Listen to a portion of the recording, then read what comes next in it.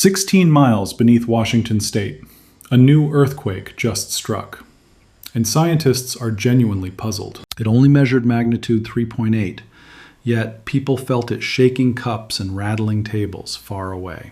And it's the fourth major quake to rattle the Americas in just a matter of weeks. Scientists waited before saying anything, because one specific diagram made them look twice. It's called a beach ball diagram, and it just revealed something genuinely unusual underground. Only a handful of these diagrams get generated by the USGS in the Pacific Northwest each week. By the end of this video, you'll understand exactly what that diagram is hiding. This quake struck right underneath Whidbey Island, connected to the mainland by a single bridge. That bridge is called Deception Pass Bridge. A genuinely stunning crossing over deep, narrow water. Oak Harbor is the main town there, sitting in the northern Puget Sound region. It's not far from Seattle, and the whole area is crossed by mapped fault lines. Scientists call it one of the most seismically complicated zones in the entire state. Records show this general area has produced small earthquakes going back over 100 years. At magnitude 3.8, this quake wasn't destructive, but it was widely and strangely felt. Here's the first real clue. This quake was not shallow like typical local quakes. It struck a full 16 miles down, unusually deep for a local quake. A crack at the surface doesn't look like this. This came from deep underground. So here's where things get genuinely interesting. Let's talk about that beach ball diagram. A focal mechanism diagram is basically the fingerprint of exactly how an earthquake moved. It's not a satellite photo, and it's not a crack map on the ground. It shows the actual direction rock was pushed, pulled, and twisted deep underground. Quick side note, the magnitude scale itself is logarithmic, not straightforward like most numbers. Each full point increase means about 32 times more energy released, not just 1 unit more. That's why a magnitude 7.5 is vastly more destructive than a 6.5, not just slightly more. If it showed pure strike slip, that would mean rocks simply slid sideways past each other. That's the classic San Andreas style motion, like two cars scraping past one another. But Whidbey Island's beach ball showed something different, called oblique reverse motion instead. Reverse means compression.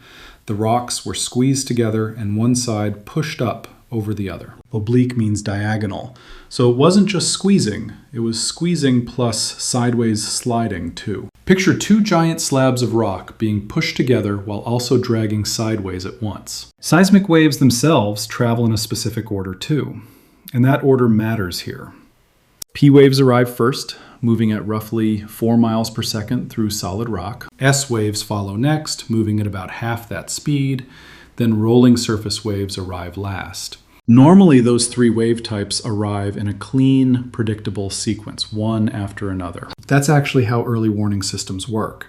They detect the fast P wave first. Detecting it early is what buys people those precious few seconds before real shaking hits. 3 named faults run through this exact region, and their names are oddly memorable. Utsalati Point, Strawberry Point, and Devil's Mountain are all mapped across northern Whidbey Island. The Utsalati Point Fault runs from northern Whidbey Island toward nearby Camano Island. Strawberry Point Fault cuts across that same northern stretch of the island too. Devil's Mountain Fault runs along the north side as part of a larger regional fault zone. Island County officially lists all 3 of these as notable faults affecting the region. The USGS specifically describes 2 of those as oblique slip transpressional faults. That technical phrase means exactly what just happened: squeezing combined with sideways sliding motion.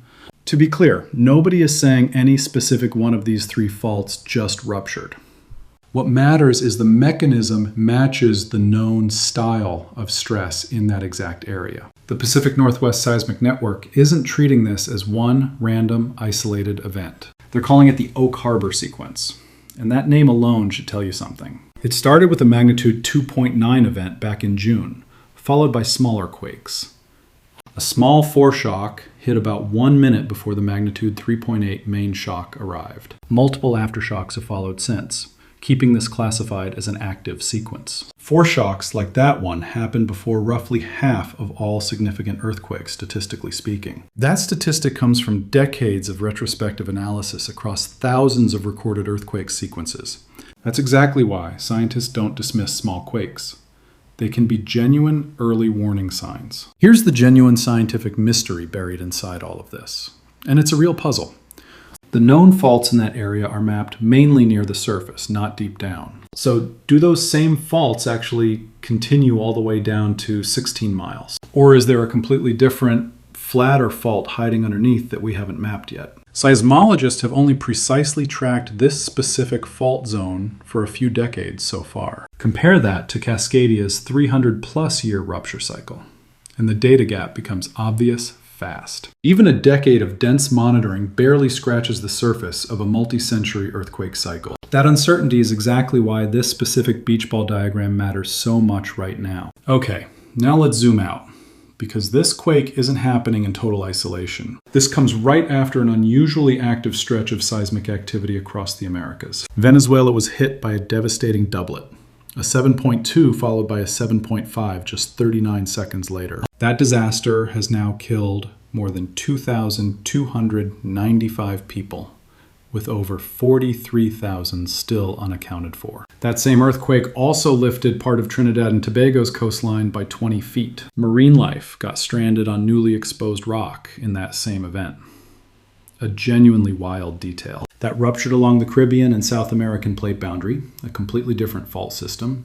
Then Mexico had a magnitude 6.0 in the Gulf of California days after that. That fault sits along a narrow strip of ocean separating Baja California from the mainland. That region sits along the boundary between the Pacific Plate and North America. Then an offshore quake struck near Bandon, Oregon, measuring magnitude 5.5 at about 6 miles deep. That's actually on the higher end for typical seismic activity in that specific stretch of coast. Officials confirmed no tsunami threat from that one, but the location sits near the Cascadia margin. And now we have this deep, unusual sequence underneath Oak Harbor.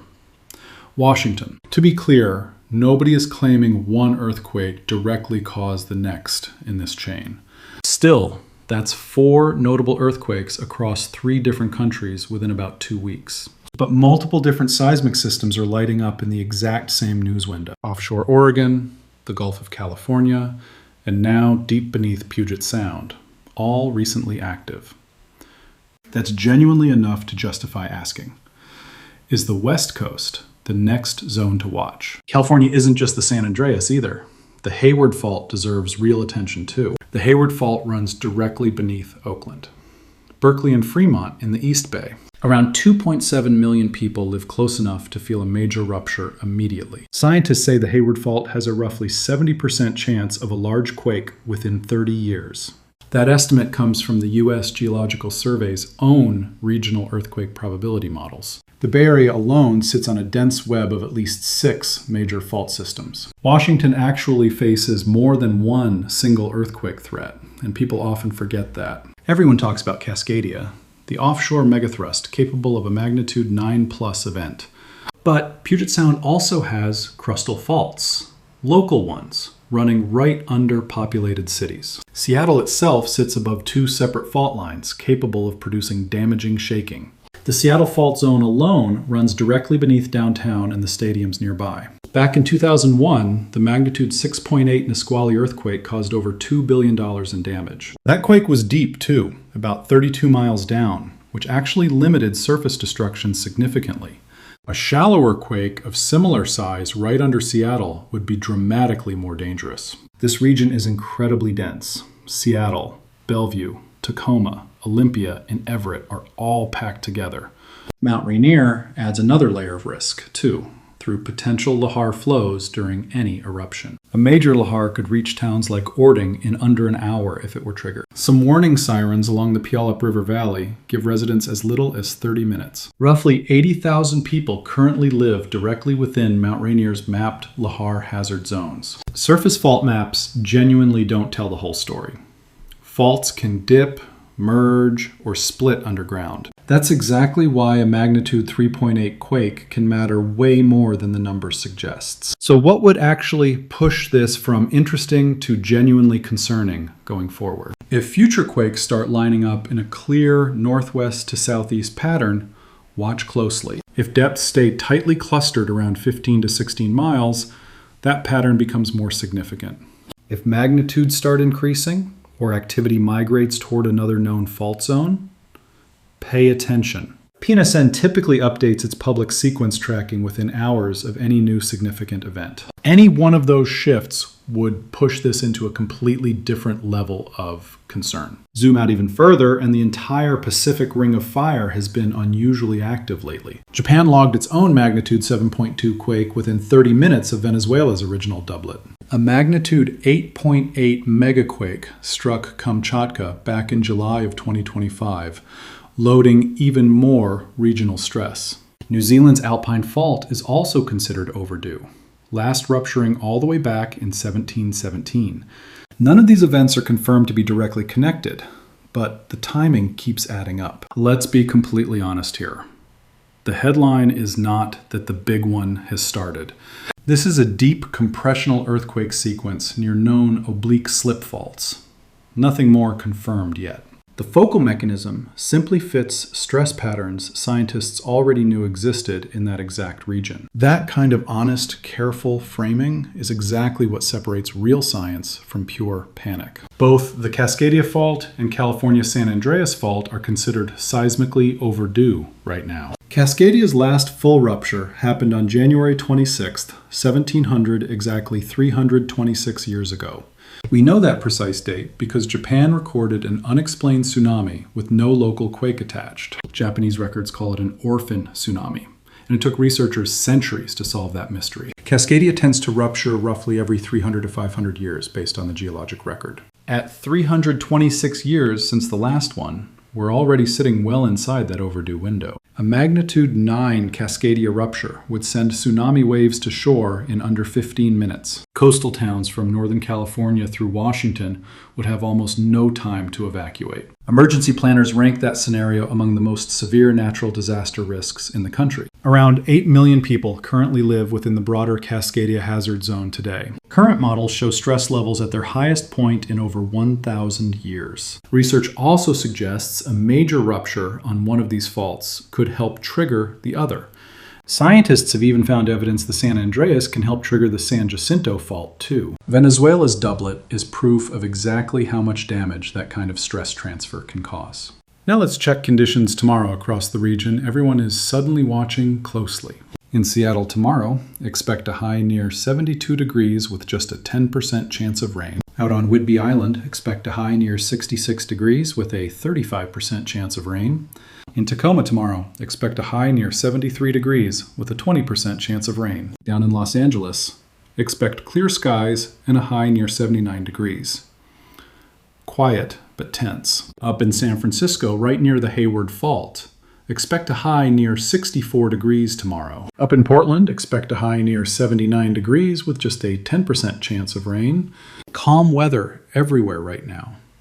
But remember, calm weather says nothing about stress underground. Even light rain can matter more than usual right now, given how many small quakes we're tracking. Drop your city down in the comments so we can track your local forecast too. Tell us which region you want us checking in on for our next seismic update. If any of this applies to where you live, here's a quick reminder worth repeating. Earthquake apps can give you 5 to 15 seconds of warning before major shaking arrives. That's enough time to drop, take cover, and hold on until the shaking stops. Keep a bug-out bag by your door with at least 3 days of water and supplies. Add a flashlight, a first aid kit, basic medications, and a hand crank emergency radio too. Keep slip-on shoes near your bed. Broken glass covers floors after most quakes. Agree on a family meeting spot now, in case phones and cell towers go down. Most experts recommend restocking your emergency supplies at least once every 6 months. Check expiration dates on stored water and medications during each restock too. None of that prevents an earthquake, but it genuinely improves your odds when one hits. Have you ever actually felt an earthquake? And what city were you in at the time? Roughly 143 million Americans live in areas with meaningful earthquake risk right now. We read every single comment. Tell us which region you want us covering next, whether that's Washington, California, Oregon, or somewhere else entirely. Just let us know. If this helped you understand what's happening beneath your own city, share it with someone. And seriously, if you've got questions about any part of this, drop them below. We're already planning follow-up coverage based entirely on what you all ask us about. So let's circle back to where this whole story started. Deep beneath Whidbey Island. 16 miles down, magnitude 3.8, and the fourth major quake to hit the Americas in weeks. Add in a 326-year wait on Cascadia and record stress on the San Andreas, too. Throw in a 70% probability on the Hayward Fault within the next 30 years. None of that confirms the big one is coming, but it does confirm something real is happening. Scientists aren't panicking, and neither should you. But watching closely has never mattered more. Stay alert, stay informed, and we'll keep bringing you verified updates as this story develops.